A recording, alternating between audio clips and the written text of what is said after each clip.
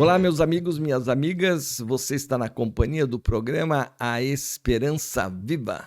Prazer muito grande estar aqui novamente junto com você para podermos estar conversando a respeito do assunto mais importante da nossa vida, um assunto tão importante que Jesus desceu lá do céu para vir aqui habitar entre nós e vir aqui nos ajudar a resolver esse problema para que nós possamos nos reconciliar com Deus.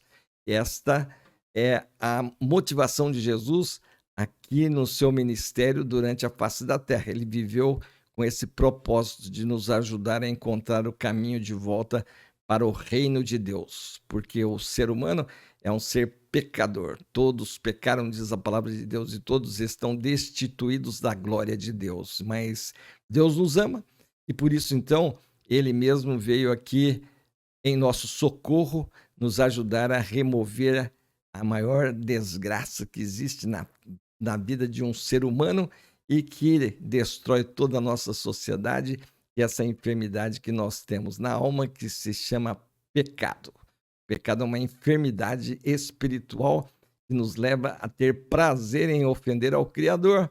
Vemos aí o nosso planeta como que está sendo cada dia mais destruído por ação do homem.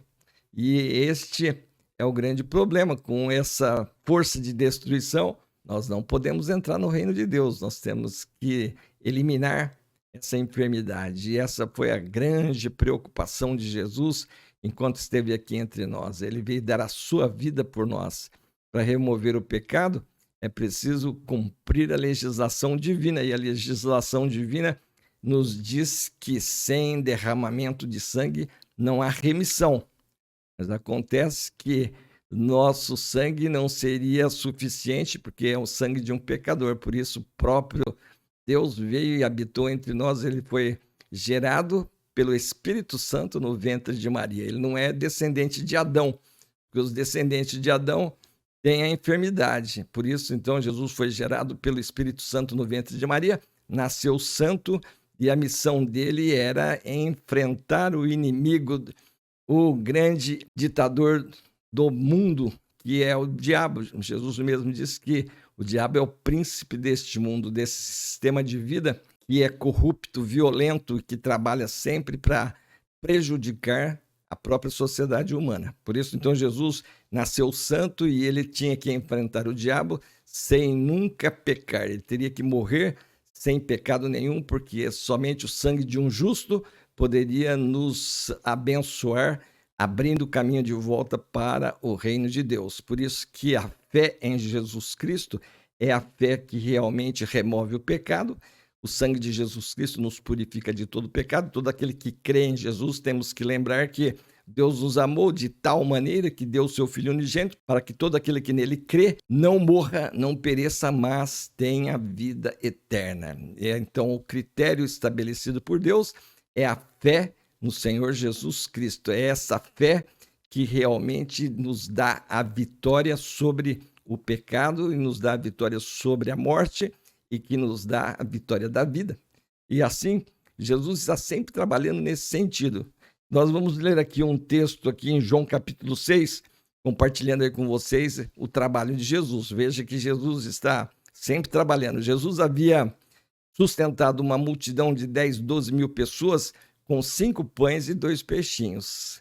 Ele se compadecendo da multidão que estava com ele ali há muito tempo e já estava com fome. Jesus não quis despedir a multidão sem se alimentar. Então ele, com 5 pães e 2 peixinhos, ele fez a multiplicação dos pães. E quando o povo viu esse ato de Jesus, eles ficaram maravilhados e queriam que Jesus se tornasse o rei deles, né? Mas Jesus, sabendo disso, ele não veio para ser rei terreno, um rei passageiro, né? um rei temporário. Ele já se esquivou, saiu fora, mas a multidão ficou querendo procurá-lo para que realmente colocasse ele como rei de Israel. Mas Jesus não assumiu essa função, porque ele não veio ser um rei temporário, ele veio aqui para ser rei eterno, ele veio aqui para vencer Satanás e esmagar a sua cabeça e realmente constituir um reino de homens santos, um reino de homens que venceram o pecado, que venceram a morte pela fé nessa grande obra que ele realizou ali na cruz do Calvário. Então a multidão estava procurando Jesus, depois da multiplicação dos pães. E está relatado aqui no Evangelho de Jesus, segundo João, no capítulo 6, a partir do versículo 24, o seguinte: quando, pois, viu a multidão que Jesus não estava ali, nem os seus discípulos, tomaram os barcos e partiram para Cafarnaum à sua procura. E tendo-o encontrado no outro lado do mar, lhe perguntaram: Mestre, quando chegaste aqui? Respondeu-lhe Jesus: em verdade vos digo, vós me procurais, não porque vistes sinais, mas porque comestes dos pães e vos fartastes. Trabalhai, não pela comida que perece, mas pela que subsiste para a vida eterna, a qual o Filho do Homem vos dará, porque Deus o Pai o confirmou com o seu selo. Dirigiram-se, pois, a ele, perguntando: que faremos para realizar as obras de Deus? Respondeu-lhe Jesus: a obra de Deus é esta, que creiais naquele que por ele foi enviado. Então veja aqui, prezado amigo, prezada amiga, que agora eles vão atrás de Jesus, vendo esse grande milagre que Jesus fez de alimentar uma grande multidão com poucos pães, 5 pães e 2 peixinhos. Agora então eles vão atrás de Jesus e Jesus, já sabendo qual o motivo que eles estavam procurando ele já vai se dirigindo para eles com as seguintes palavras: em verdade vos digo, vós me procurais não porque vistes sinais, mas porque comestes dos pães e vos fartastes. Vocês não estão me procurando porque vocês viram que realmente eu sou o Filho de Deus, que eu sou o Messias, mas porque vocês se fartaram, encheram a barriga de vocês de graça, viram que eu transformei 5 pães em 2 peixinhos, alimento para vocês, por isso que vocês estão me procurando. Mas Jesus dá a seguinte orientação para eles: trabalhai não pela comida que perece, mas pela que subsiste para a vida eterna. Então, em outras palavras, Jesus está falando assim: vocês não devem priorizar a comida que perece. A comida, vocês não têm que ficar pensando só no alimento diário de cada dia, que todos os dias vocês têm que se alimentar. Essa não é a prioridade. Vocês devem trabalhar realmente, porque lá no princípio Deus disse para Adão, né, com o suor do teu rosto comerás o teu pão. Devemos realmente estar sempre trabalhando, procurando realmente alcançar o pão de cada dia, mas essa não é a prioridade máxima da nossa vida, porque nossa vida aqui na Terra, todos nós sabemos que ela tem começo, meio e fim. Chega o dia que nós temos que partir para a eternidade, e é ali então que nós temos que estar com nossa mente nos preocupando como passar daqui para a eternidade. Por isso que Jesus fala assim: trabalhar não pela comida que perece, mas pela comida que subsiste para a vida eterna. É essa comida que vocês devem estar priorizando na vida de vocês. Vocês não podem esquecer que vocês têm que realmente prestar conta da vida de vocês, que vocês têm que chegar na eternidade livre da enfermidade do pecado. E isto é que eu vim resolver aqui para vocês. Se alimentem, trabalhem para a comida que subsiste para a vida eterna, a qual o Filho do Homem vos dará, porque Deus, o Pai, o confirmou com seu selo. Então Jesus está dizendo aqui que ele tem autoridade para dar a vida eterna a todo aquele que crê nele.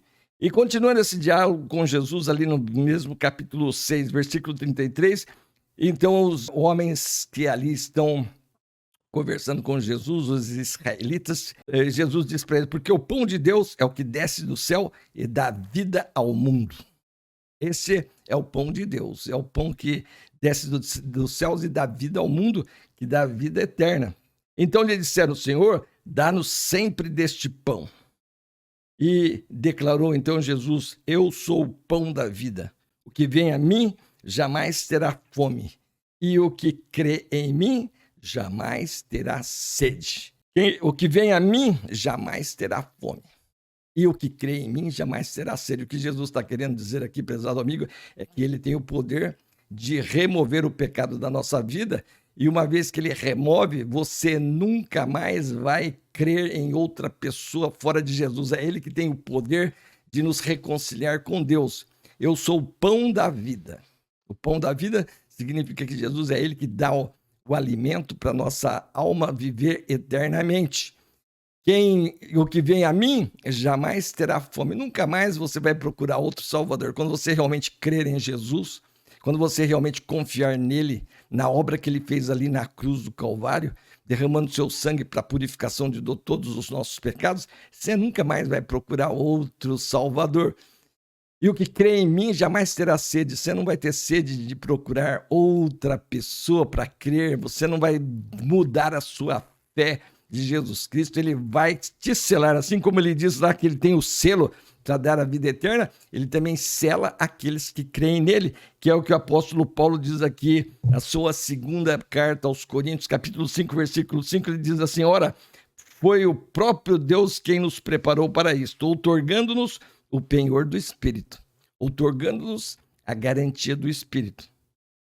Em 2 Coríntios, capítulo 1, versículos 21 e 22, aquele que nos confirma convosco em Cristo e nos ungiu é Deus, que também nos selou e nos deu o penhor do Espírito em nossos corações. A única fé, prezado amigo, prezada amiga, que realmente dá prova para nós de que realmente nós cremos e a nossa alma está alimentada para sempre, está com certeza de vida eterna, já está preparada para partir dessa vida para a eternidade, somente a fé em Jesus, a porta estreita.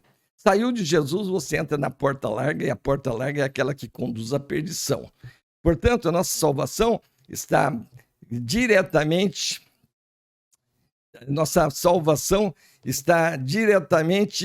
relacionada ao que Jesus Cristo fez por nós. Ele é o caminho, a verdade, a vida, e ninguém vem ao Pai senão por mim, disse Jesus. É ele o único caminho. Somente depois que nós temos essa experiência pessoal com Jesus, é que nós podemos, então, entender qual é a verdadeira mensagem evangélica, qual é a verdadeira mensagem que vem do céu para nós podermos estar assim, com paz com Deus, estarmos preparados para partir para a eternidade com toda a segurança, pois é Jesus Cristo.